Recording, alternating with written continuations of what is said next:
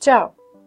Cilj je da uradimo vežbu i da na prazna mesta napišemo ovde ili onde, ali bitno je da pišemo malim slovima. Znači, cvet je onde, eno ga. Znači, the flower is there. Znam da je there because eno, n, onde, there.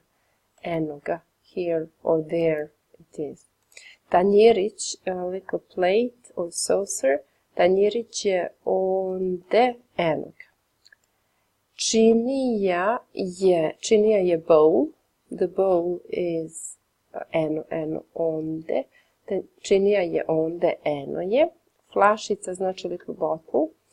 Flašica je ovde, evo je. Sirće je vinegar. Sirće je onde, eno ga. Igračka, a toy. Igračka je onde, eno je. Tanjirić, ponovo little plate, ili saucer. Tanjirić je onde, eno ga. Saksija sa cvećem, flower pot. Saksija sa cvećem je ovde, evo je. Šoljica je ovde, evo je. Znači, a cup, coffee cup, šoljica. Jež, hedgehog. Jež je ovde, evo ga. Slika, a photo, a picture, painting. Slika je ovde, evo je. Da vidimo sve tačno, super.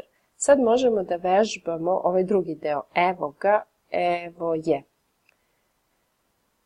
Znači, slušamo. Ovo je isto bazirano na našem video snimku. Možemo uvek da odemo i da slušamo da li je to tako. Znači, dok slušamo, možemo proveriti. Krećemo. Cvet je onde. Cvet je taj cvet. Eno ga. Tanjirić je onde. Taj tanjirić. Eno ga. Činija je onde. Ta činija, eno je.